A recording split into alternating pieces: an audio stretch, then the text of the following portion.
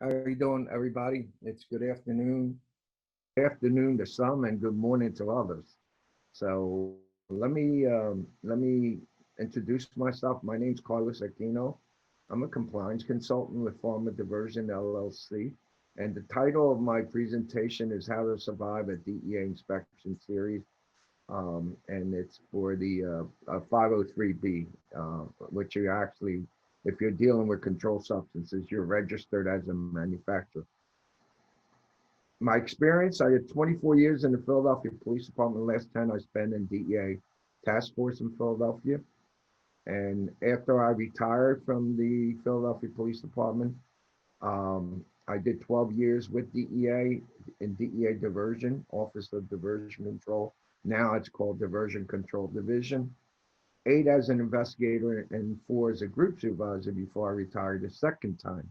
And in January '09, I created Pharma Diversion LLC as a consulting company uh, to uh, to provide interpretations of federal laws and regulations enforced by DEA. So we're going to begin with the civil actions. Um, the DEA takes can take several actions. One is a criminal investigation. Two is a civil investigation or civil action against a registrant for it could be for record keeping or for security or for due diligence. And the third is the administrative actions, which is the letter admonition, memorandum of understanding, or in some cases, an order to show cause where they alleged that the registrant was endangering the public. And today I'm going to cover the civil actions because most of the times we deal with I deal with attorneys and civil actions. In fact, I just was contacted with an attorney today where in Philadelphia, and the pharmacist or the registrant, the owner, he's also the pharmacist in charge, had to pay or agreed to pay $350,000 for civil fines for record keeping violations. Apparently, there were some 222s that weren't found, DEA form 222s, or the records didn't have the required information and so forth. So this is what I'm really going to cover with you today, um, especially for 503B. So it's Title 21 Code of Federal Regulations, right? United States Code.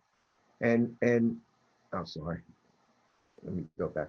And it basically says it's unlawful and it shall be unlawful for any person to refuse or fail to make, keep, or furnish any record reports, notification, and so forth.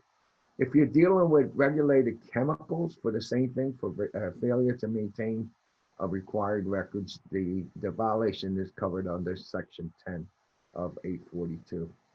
The penalties, yes, for paragraph 5 or 10, it's $15,040. The federal laws, the law itself, uh, is it says 10,000, but since they created that, the Attorney General's office, the United States Attorney General of the Department of Justice, has now increased those fines. So it's $15,000, $15,040. For example, if you have a 222 or DEA form 222 doesn't have quantities received or date received, that's a violation. So this is some of the areas I'm going to cover with you.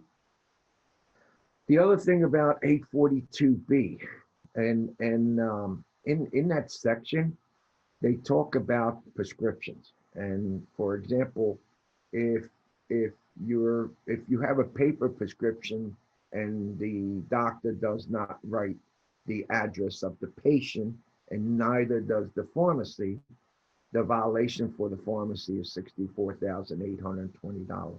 It used to be $25,000. And if you go to DEA Diversion website and look up this 842B, it still lists 25,000. But since then it has gone up to $64,820. So think about this, when it comes to prescriptions or also for a 503B, being that they're registered as a manufacturer, they're required to obtain quota for Schedule 1s and 2s and to report to ARCOS for Schedules 1 and 2 and 3 narcotics. Any of those errors are covered under this section. And again, it's $64,820 per violation. For example, if the DEA comes in your pharmacy or into your facility and asks you for your ARCOS reporting for the last 4 quarters or the last 8 quarters, because you got to remember they can go back 2 years of records. And for each one of those that you don't provide or present during their inspection, multiply that times 64,820. So you get a better idea of what I'm saying to you is, words like I don't have time to keep records should never be in your vocabulary or any of your employees' vocabulary. If they do, I recommend you fire them, because sooner or later DEA is going to come in and they're going to find those violations. And believe me, they love going to the civil division of the U.S. Attorney's Office to seek a civil action. And most of these attorneys will go along with whatever DEA is asking. So keep that in mind. Again, DEA record keeping compliance. Let's talk about this, okay? These are all the records.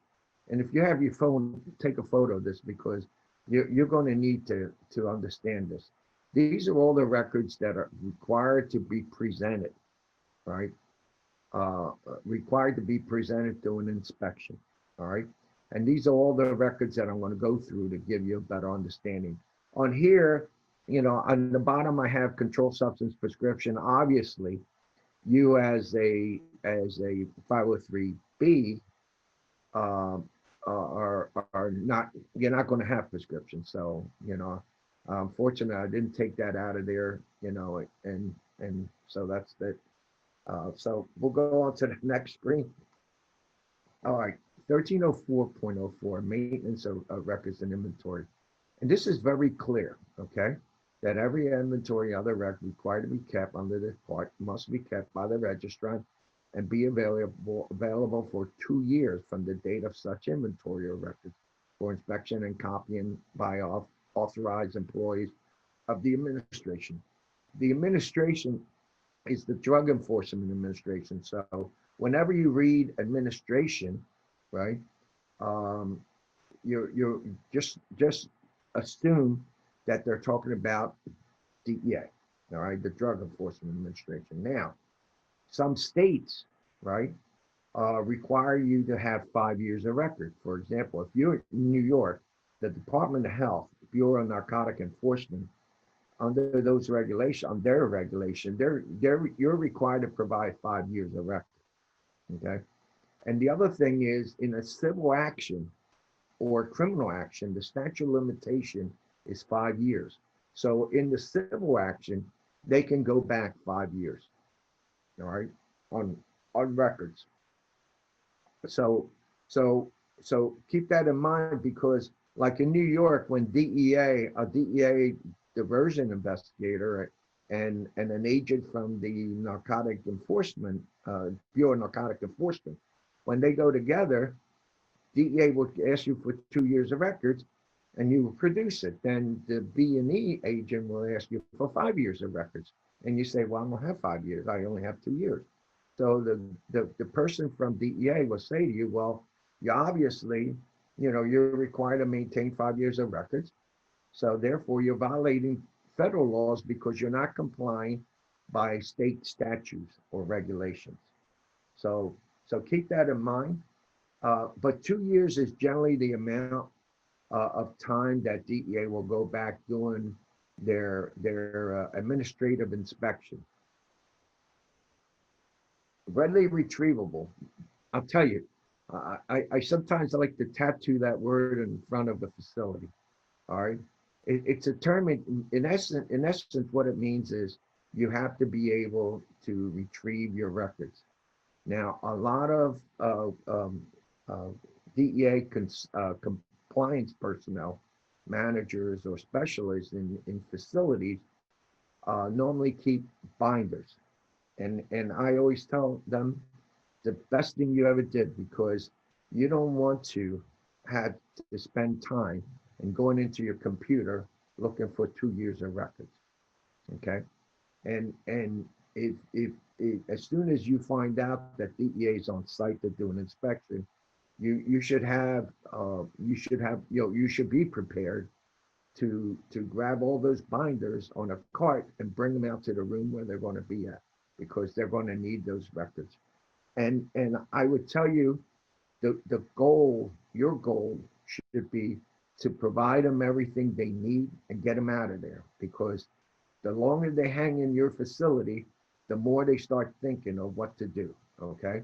So if you're fast in providing information and they're fast in obtaining and soaking it up, and that's as fast as they're going to walk out the door. And what I'm saying to you is the faster they leave, believe me, there's going to be something that you're going to miss, that they're going to miss. But by you having all these records readily retrievable, that would solve your problems with DEA. The biannual inventory, it's required to be kept every 2 years. All right. So what you do on the first day of your business, you did initial inventory. And at that time, you had zero controlled substances because you just got your DEA registration. If you're starting a new business, if you're buying an old business, then you're going to be transferring all those controlled substances that are on hand on that date for the initial inventory. 2 years after that date, you're required to do a DEA biannual inventory. Okay. Now, some states require you to do them on May 1st of the odd year, which is fine. Okay, you can go along with that. That's not a problem. And DEA personnel, especially like in the states, the states that require you to do it on May 1st, they fully understand. You know. Now, the inventory is a physical inventory of all schedules 2 through 5 on hand, including expired drugs and compounding waste that contain controlled substances. So what you say to me is, well, I just throw my waste away. No, you just can't throw the waste away. All right. There's waste and then there's residue. The waste has to be contained and maintained and then disposed of through a reverse distributor. But keep that in mind. I was at a pharmacy that did compounding, and I said, well, where's your waste? And he goes, oh, that's in the bucket right there. That's throwing out, you know, with my hazardous waste material. Well, then that's a different story, because now you're going to be required to do a DEA Form 41 if you're not turning it over to a reverse distributor. But I'll talk a little bit more about that later on. Just keep that in mind that when you're doing these reports, it's scheduled to, they're separate report from the 3, 4s, and 5s. Okay, so you're going to have a cover letter, right, with the name, address, and DEA number, the date when it was done, beginning of business or close of business, and then you're going to have 2 people sign it. And do me a favor, don't use your work copy, okay? Because your work copy, you're doing in pencil or ink, and you're crossing off numbers, and that's the last thing I want you to ever present to DEA. I want you to present a clean copy. The clean copy will contain the drug, strength, form, the NDC number, number of containers, total quantities in the container. All right. So just keep that in mind. And if you really want to, wake up one morning at 2 o'clock in the morning, can't go back to sleep, go to DEA diversion website and look up 1304.11 A and B, and you can get a better idea of what I'm talking about. Quotas, my favorite subject. Okay. It's a very important record, and it's all about Schedule 1s and Schedule 2 controlled substances. If you're a manufacturer of 503B in this case, and you're compounding Schedule 2s, you're going to need quotas, all right? And quotas, when you're dealing with quotas, you can deal with your local DEA office, but headquarters is usually the person that you're going to wind up speaking with. Now, to let the application and the approval time period now is much better than it was before. Before you used to submit those paper documentation. Now you do that right online, okay? And then you're also going to need the required drug codes to be added to your registration or the schedule to be added in order for you to go into quota. So you're going to need either Schedule 1 or Schedule 2. Schedule 2 narcotic, Schedule 2 non-narcotic, and the drug code under that, all right? Now, when you're doing your application, people call me and they say, I'm having a tough time with DEA because of because they're not giving me the quota that I want, or they submitted an application and it was turned down by DEA. Well, let me tell you, there used to be a time before when you used to be able to just submit anything and then DEA would approve it. But with the opioid litigation case that was initiated in Ohio, things have changed since then, and you really have to you have to document, what quantities you're going to be needing of the base, and how much you're going to be making out of that, and you may be asked who is the supplier and who is the customers of yours that are going to need that Schedule 2, and put that information. You can just attach it. There's an attachment section that you can send once, with your application. But if you don't write this lengthy thing about why you need this, I'm telling you, you're not going to get it approved. Okay? I've seen too many of those letters come through. And again, you wake up 2 o'clock in the morning, can't sleep. Go to the DEA website, look up Title 21 Code of Federal Regulations, Section 1303, and that covers quota. ARCOS is my favorite subject. Okay, ARCOS, there's under the manufacturing, there, if you're using CSAUS or the consolidated ordering system,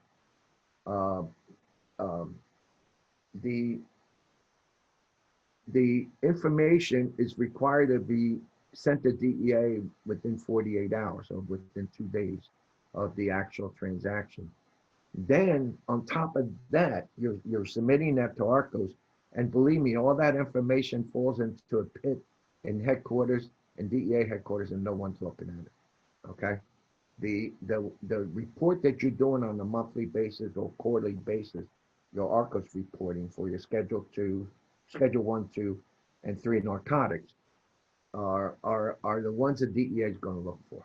Okay, so I would tell you, if you file them on a quarterly or monthly basis, you should have 2 years of those records available. And don't forget the end of year ARCOS inventory. That's on your the fourth quarter reporting that's required to be submitted by January 15th of the following year. Make sure that you take care of that part. Again, if you have problems with ARCOS, those folks over there in ARCOS, they pick up their phone every so often, but if you send them emails, they respond to emails. And I mean, if you make a mistake in this one, the civil fines again is $64,000, over $64,000 per violation. So when I was in DEA diversion, what I used to do is I used to ask for the 8 quarters of prior my arrival day, and then you should have those readily retrievable. And what I'm looking for would be, were there any errors reported? And if they were they corrected? Now, it used to be a time that you used to get an email saying you have X amount of errors on your last quarterly. Now they don't do that. That's right in your ARCOS, in the portal, and it gives you that information. I was with a manufacturer last week, and I said, well, what about your errors? Were there any errors? He goes, well, I haven't received any errors yet. I said, well, they just started doing this. I said, let's go to your portal. And sure enough, there were 7 errors that were there. And she corrected it while I was there. And I was glad, because if DEA would have came in, they already know how many errors there were in your reporting. What they're looking for is to see if you corrected those. So keep that in mind. Whoever's doing your ARCOS, make sure that you keep the right NDC numbers and make sure you have the right DEA number. Okay. For example, if you're supplying a pharmacy with compounded Schedule 2 syringes or whatever, what happens in that situation is if the pharmacy was to be closed by DEA just prior to your reporting, what happens is when you do your reporting, DEA will come back and tell you you have an error on that particular transmission, on that particular submission that you did. So just make sure that you keep in mind that all your customers will have valid DEA registrations. Okay. Order forms, DEA Form 222s. In October of last year, they decided that they were now going to provide you a single page DEA Form 222 in the paper form. The carbons, you're allowed to use those until I believe October 31st of 2021. And then after that, after that, you're going to have to go to the single page. But if you still have those triplicate forms after October 31st of next year, what you have to do is you're going to have to send them back to DEA, okay? Because each form has a sequential number. So what I used to do is find out, what was the sequential numbers on the 222s, and then I would go to the pharmacy or the manufacturer and say, show me your 222s, and then I would check off the ones I have, and then if the ones I don't have, I'm going to ask you, where are they? If you cancel them out, right? If the order was canceled, you keep the 3 copies and draw a line that says cancel. If they're voided because you made an error, draw a line and say voided, but they have to be maintained. And the paper 222s require you to note quantities received, date received, okay? And in some cases, some states require you to put initials on just next to the date. So keep that in mind. And if you're using CSAUS, that's a different story, in your purchases. Or if you're using CSAUS for your sales, just make sure that you keep a copy that notes the quantity shipped and date shipped to the customer, and make sure that a copy of that is maintained and a copy of that is maintained, whether a hard copy or you download it to a jump drive or a subfolder within the computer. Because if you don't do that, right, I would tell you to do a copy of the 222 and then present them to DEA. It's much easier than having to put them all on one jump drive, when you might have the diversion investigator say, I don't want them in jump drive, I want you to print them out. Well, you have to print them out, all right? If he says or she says, I want to print them out, I want you to print them, you have to print them, all right? So 1305.22, that's the electronic, the DEA Form E222. Sometimes it's funny when you print one out, and the company says, this is not a, this is not a DEA form 222. No, it's a DEA form E222.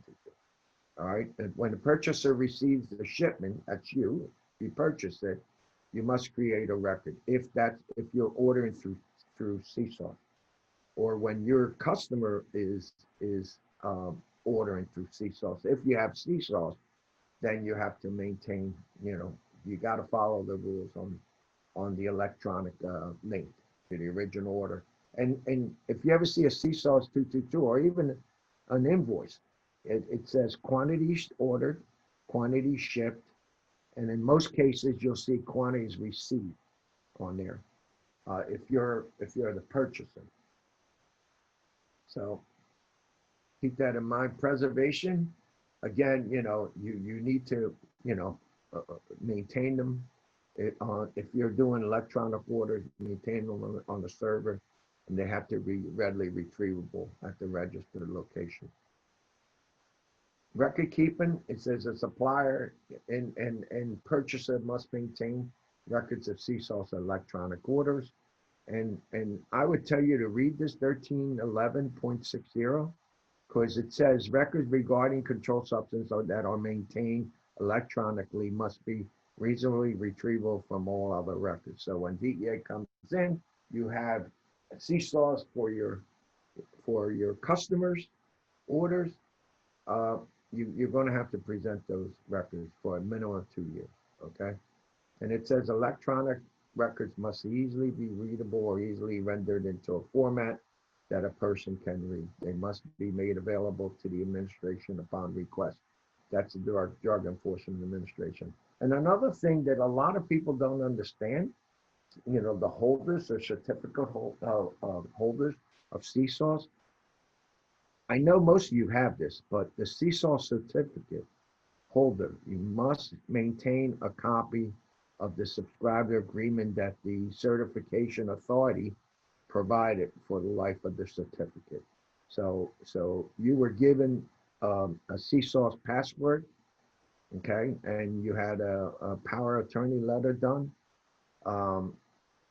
That certificate, if DEA wants to, they can ask you for that certificate, and if you don't provide it to them, you're going to have a problem. Okay, so just read 1311.60 at the DEA website. My recommendation, again, verify the contents of the tote or the invoice or the API that's there. Confirm the order through the CSARS if you're dealing with your customers, and then print out a copy of the confirmed order and staple it. Staple them to an invoice if that's what you want to do. Maintain them on a monthly basis, because DEA does everything on a monthly basis. Okay, so all you have to do is ask them which month or what time period do you need them. All you have to do is go right into your binder and pull right out that information out for them. Schedule 3 through 5. This is one that everybody, not everybody, but 90% of registrants don't have. Okay, this is one that they nab you if they want to take some kind of action against you. This is where they're going to find the violation. All right, for invoices for Schedule 3 through 5, they must note the date the drugs were received and the quantities received, or the date the drugs were shipped and the quantity shipped. Okay, so when you're purchasing, you most likely will have an invoice, and that invoice would have quantities ordered and quantities shipped, but there is no block for quantities received. So the best thing you can do is circle the amounts on quantities that are shipped if they're correct, or put a check mark to indicate this is what you received. And then on the bottom of the invoice, just write out receive date and then the date, and put your initials. The reason you're not required to put your initials on there, but what I'm saying to you is 6 months from now, when there's an inquiry about that order, at least you can remember who received it. Okay, if there's going to be a problem, that's at that moment when you receive it. If you're going to have a theft, that moment you receive it, That person that's confirming, will put things on the shelf, and you don't know. You won't know it until you're realizing that you're ordering more than you're actually using. So, and that's happened so many times. I had a manufacturer in South Carolina who, doing the production line, one of the workers that was working in the production line, packaging line, had a sweatsuit, sweatpants under his regular white pants, and he wound up stealing 37 bottles of the control. And how? He was just taking it and put them in his pocket. They weren't that big of a bottle, so he could have put 3 or 4 in each pocket. No, no, no. Except that when he was arrested by the local police department out there, they caught him with 17 bottles, and he admitted to stealing 37 because he kept the record of what he was stealing.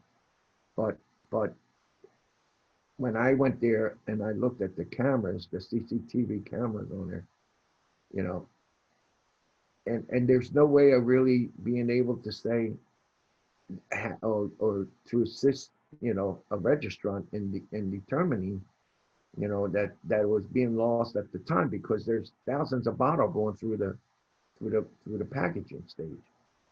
And if he took 37, you would never be able to, be never you'll never be able to be reconciliated. So, and the same thing with pharmacies. Employee theft is unbelievable. What's going on. So just keep that in mind. All right. When you're bringing your schedule 3 through 5s, and certain drugs are more valuable to the street, like tramadol, lorazepam, clonazepam. I mean, that are subject to be stolen. Compounding records. When you're doing batch records, you obviously have your batch record, all right? And there's two numbers that are there. The quantity of API you started with, and the quantities of good finished product you produced. Okay, all the in betweens are all theoretical. For example, your batch record should show it using X amount of kgs or grams of API, right? And then the process goes with finished. The process ends in finished goods, samples that are removed from for testing, compounding waste, and whatever is not there is unaccountable loss. Now, for a 503B as a manufacturer, DEA will allow you that 2% difference, plus or minus 2%. Okay, if you have a loss of greater than 2%, just remember what I'm saying to you is you have to document why your loss is more than 2%. Okay, if there's history on batches, and say you did 100 batches last year of that product, and you have 3% or 4% loss, that's history. So DEA will understand then. But until then, if you have any unaccountable loss greater than 2%, they're going to look at you, and they're going to do a thorough investigation to determine if that unaccountable loss was actually unaccounted, or was there any theft during the process. So, so just remember one thing: it's the quantities of API used for a batch versus the quantities accounted for on that batch record. All right, and you'll start out with 100%, and you may wind up ending with 98%. If you if you if you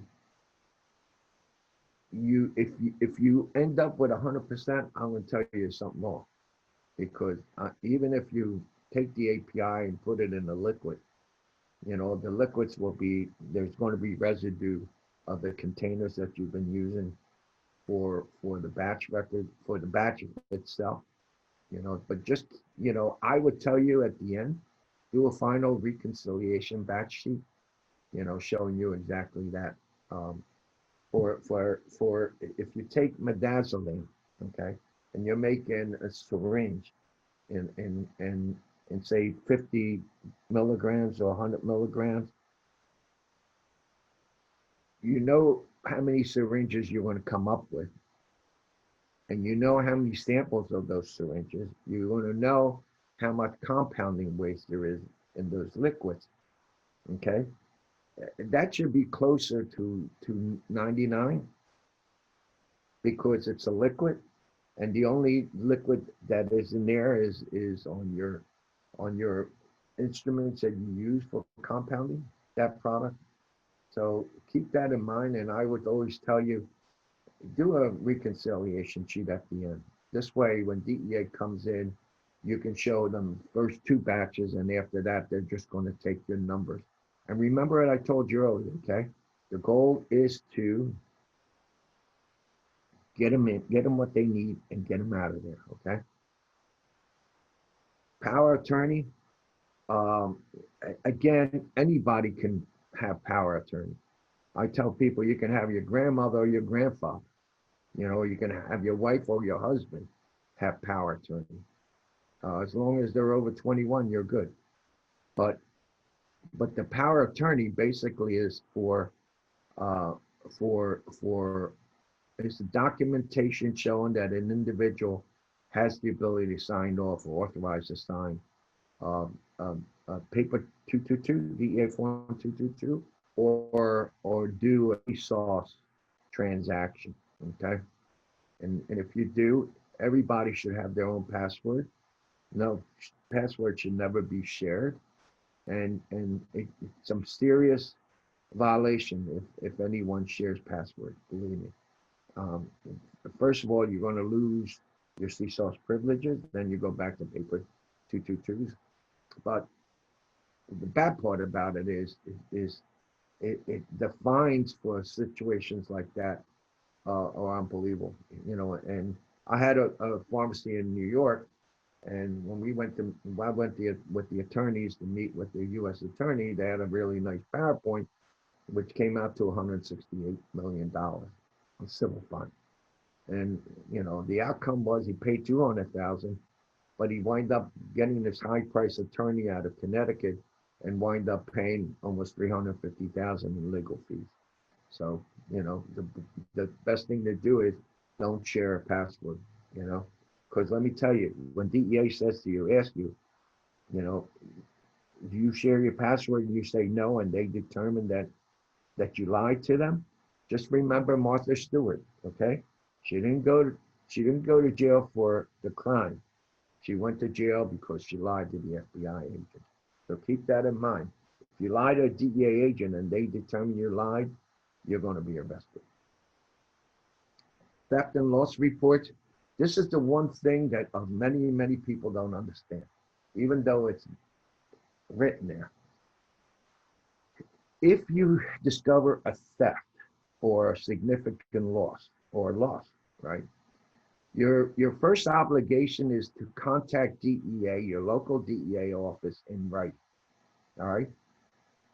What I would recommend to you is that you write a letter that says, identifying your company and all, and that you believe you had a theft or loss of controlled substance and what controlled substance it is, and that you're going to, do your investigation, notify the local police, and at the end you will submit a DEA Form 106 through the DEA diversion website, and then fax it over. Yes, they all still have fax.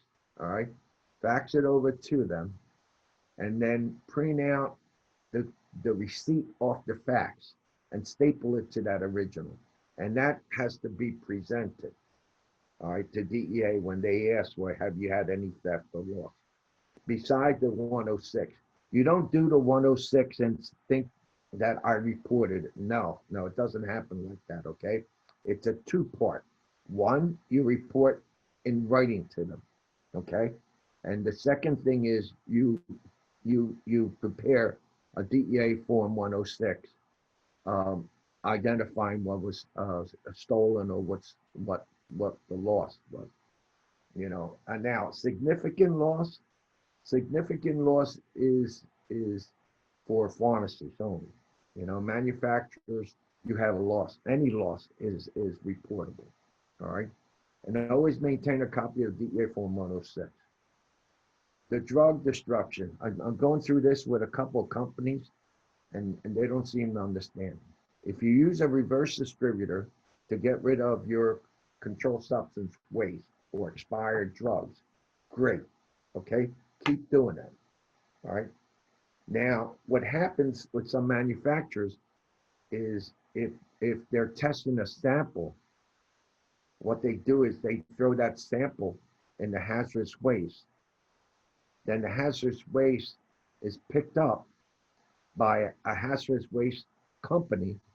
Even if they are registered with DEA, they're not picking up controlled substance. They're picking up waste, hazardous waste. Okay. The difference between the reverse distributor in obtaining controlled substances from you on the 222 or an invoice for Schedule 3, 4, and 5 versus the same company picking up your hazardous waste that you threw in those samples into that hazardous waste. Now, the difference between those two is through the reverse distributor, they take responsibility of destroying it. Okay. It's on them. Once you transfer from one DEA registration to another, it's on their responsibility. All right. If you put those samples of controlled substance in hazardous waste, right? Then you turn that over to the company. That hazardous waste is, and that controlled substance in the hazardous waste is your responsibility until they send you a certification that said they destroyed it. All right. So if you do that, now you're required to do a DEA Form 41. All right. So if you're going to do that, then you keep a running log of how much controlled substance is being thrown in those hazardous waste containers. All right. So if you have 10 milligrams and you put it in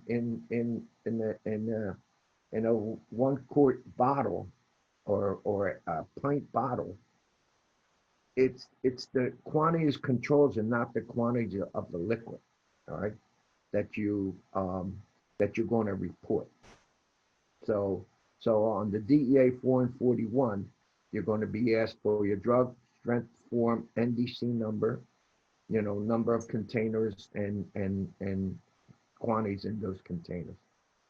All right.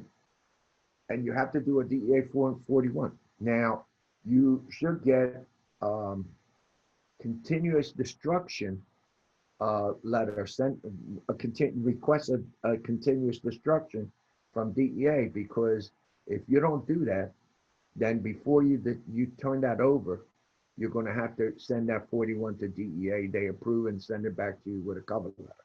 Okay. So what I'm saying to you is, if you're going to put controlled substance in the hazardous waste, you need to keep a running log of everything you put in there. And then if you have continuous destruction, then you once they destroy it, then you can send the 41 to DEA. If you don't, you got to send the 41 to DEA before you're allowed to destroy that. All right. On those, you're going to have quantity shipped and date shipped on both the orders and the invoices, on the order forms and invoices. Now, some of you have been reading about um, uh, unretrievable, okay? And I just went through this with two companies. Right? You know, if you take a controlled substance and you render it useless, if you take that controlled substance and put it in poison, okay, the controlled substance is still a controlled substance. The only way you're going to be able to do that is to use all these products that are on the market that they tell you that they render it useless, and then using their products, they have certification that it's rendered it useless. They're be able to provide that information to DEA. But I don't care what you put it in. If you say to me, well, Carlos, if they drink that, they're going to die. Listen, you have good chemists and scientists out there that have the ability to extract that controlled substance out of the liquid. And it's not rendered useless because you threw it in some poison. All right. So just keep that in mind. Again, my recommendation to you is to use the reverse trigger. Security. This is very vague, okay? The security requirements are exactly that. And in this section 1301.72 through 76, I would tell you to read those sections and you can get a better idea about that security. Background on your employees, okay? Look at 1301.90 through 1301.93. If you have employees, I would tell you, as pre-employment, they should have a criminal history, right? And criminal history and drug testing, right? Post-employment, many companies don't, when I ask them, what about post-employment? What about it? Do you ever do a criminal history on them? No, why? Do I have to? Guess what? If you hire someone who has a felony conviction for a controlled substance, you are violating the federal regulations, okay? You're violating those regulations that are DEA enforced. Now, if you ask me, well, what should I do? You know what? Do at a minimum, at a minimum every 5 years or maybe 2 years, depending on how important that person is and how much controlled substance they're handling. Because it's, you don't run your receptionist because your receptionist will never go into a vault or cage or be anywhere where your controls are, But I would tell you, you cannot hire someone with a felony conviction for controlled substances and place that person in the position that they're going to be handling controlled substances. You cannot do that. All right. So keep that in mind. Again, I'll tell you, I generally recommend every 3 years, all right, to do a criminal history. And they should know this because most likely you're going to have to get their approval for you to do a background for them. But you should make that part of your employment requirements, all right? And keep that in mind, all right? So that ends that part, and that ends the presentation. Okay, John, I hope I have time to talk. Okay, John.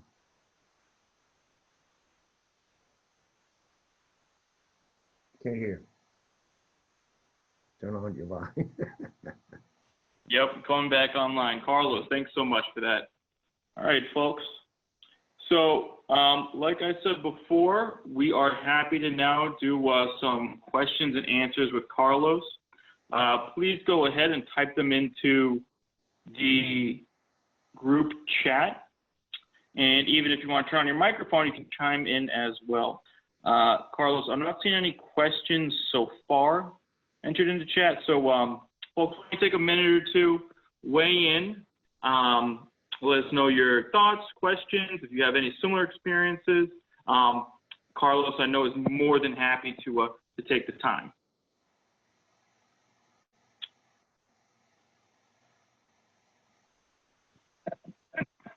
Okay. Okay, ask the question now before DEA comes in your facility. Because, as I tell people, if I'm in your facility and I find the violations and you correct them, then when DEA comes in, they say to you, yeah, these were violations. And if you show that you corrected them, they're probably more likely going to let you go by. And you're going to get a break on that one. But if you don't, you're going to have problems with DEA. Especially if you're anywhere in North Jersey, under the DEA diversion office in Newark, those people know manufacturing and compounding. okay? And I fight with them all the time. Not too much on the 503B side, but the 503A with the use of the term anticipatory compounding. That is unbelievable. An area that, I mean, I have assisted many attorneys in understanding what anticipatory compounding is. Okay, great. No questions? I'm Yeah, shocked. okay. You So put- Carlos, I have one coming in from Wendy. okay.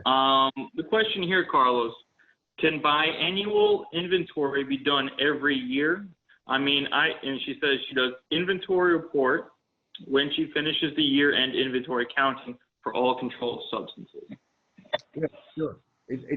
But I had this conversation with a couple of folks from another company last week, and I said, listen, the DEA regulation says you're required to have, do it at a minimum every 2 years, at a minimum. So if you want to do your biannual inventory every year, that's fine. Call it your biannual, because DEA is not going to ask you for the last two biannuals. They're going to ask you for your last biannual inventory.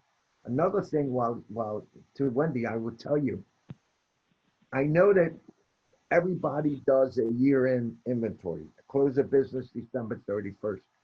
I would tell you to also do a mid-year inventory on June 30th, close of business June 30th of the year. And I'll tell you why.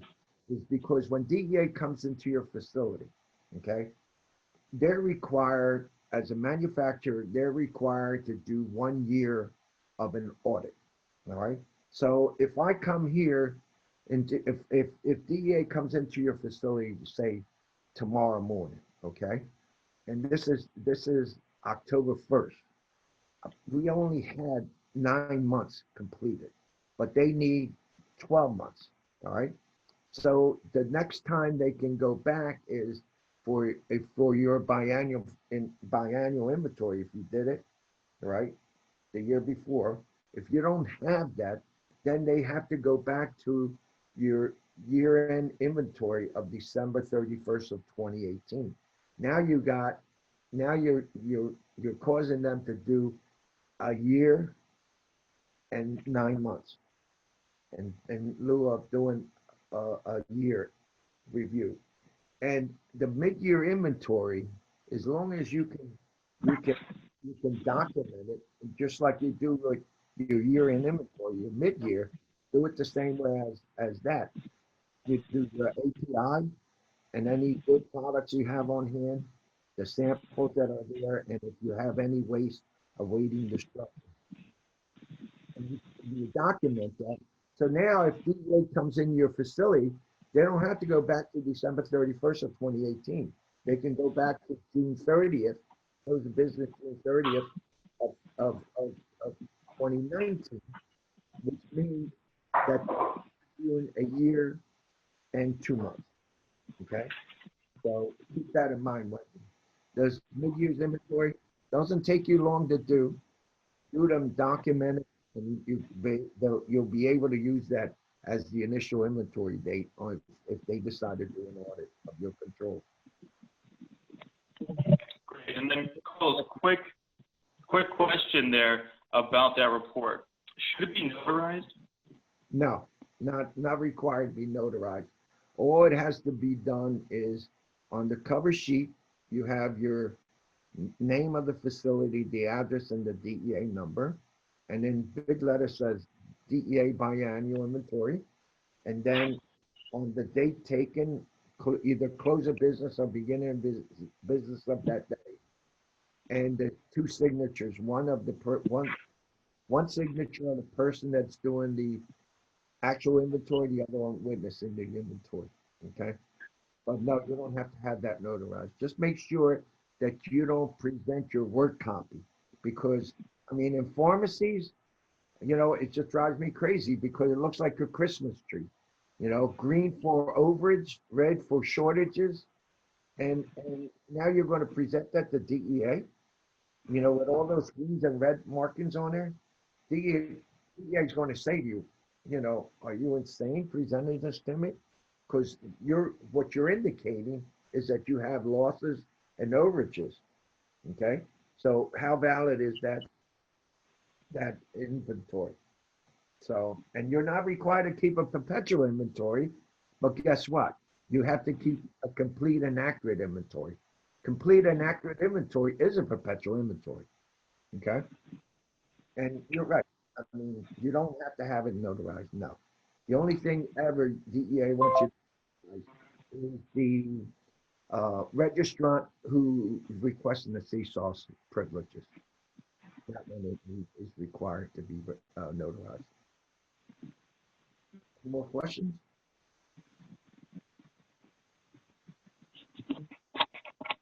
Okay, great, Wendy. Thanks for that. Otherwise, folks, I don't see questions flooding in at the moment. I know there are several that have signed up both for this session, and then Carlos again is going to be joining us from 3 to 4:30 on the next session. That's going to be serving 503As. Okay. Now, with that said, again, if there are any questions, especially from folks who this is the first time dialing into any pharma salon event, webinar, etc., and have questions about our business at Pharma Salon, I'd be happy to answer those as well. We do have a business focus series running in December. It'll be one night a week for 3 weeks in a row, focused on various business challenges. We also ran a great event in August, which Carlos is one of our featured speakers at, which over the course of 3 days, we had 12 hours of content, 30 speakers, including 4 from the FDA. Event was very well received. And we'll be running a similar sized event in January of next year, which we packed a lot of content in there, Carlos. So I think that's going to be a fantastic event. If people want to really get a full wide breadth of everything going on in the industry, again, we address 503A challenges, 503B challenges, as well as hospital pharmacy. If you want further information on that, feel free to reach out to me directly. Of course, keep an eye on our website, and we'll make sure to keep all the details updated there. John, let me, Okay. on the time for the next one, for the 503A, that's from 3:30 to 5. Let me double check. I believe we have it scheduled 3 to 4:30. Let me just confirm that.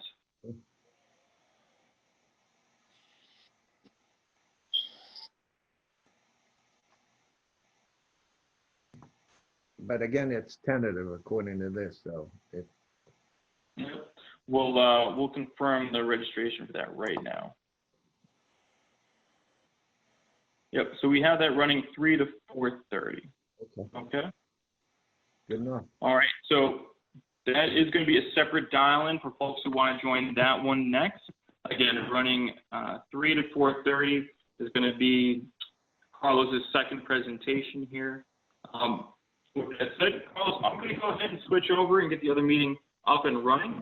Yeah. Oh, actually, I have one more question here for you, Carlos. Go ahead. Yeah, sorry. One more question. We have customer confirmed delivery, but later on claimed that down shortage. Should we file 106 on behalf of customer as good faith? Oh, pardon me, I read it incorrectly. Okay, we have a customer confirmed delivery, but later on claimed that it is down shipment. Should we follow 106 on behalf of the customer as good faith? Again, here's a situation where it depends on who you're talking to, all right? My recommendation is you note to your customers that within the 8 hours you're receiving, if there's any shortages or whatever, or any breakage or anything like that, to notify you, okay? But if they keep that product for X amount of months, and then all of a sudden now they discover that it's missing or they're short, it's on them, because you're required to report all in-transit loss from the moment it leaves your place to the moment it gets there. Once they sign for it, okay, a lot of times FedEx and UPS will not hang around for the customer to check the quantities, all right? So you expect them to walk away, all right, to leave the facility. Now your customer discovers it within a couple of hours or within one day. That's fine, then you do the 106. But if they're going to come back to you 2 weeks later to say it's missing, guess what? Let them do the reporting. You're not required to do the reporting because it's not an infinite loss. I hope that answered that question. Okay, yeah, looks like that was a good answer. Okay, again, folks,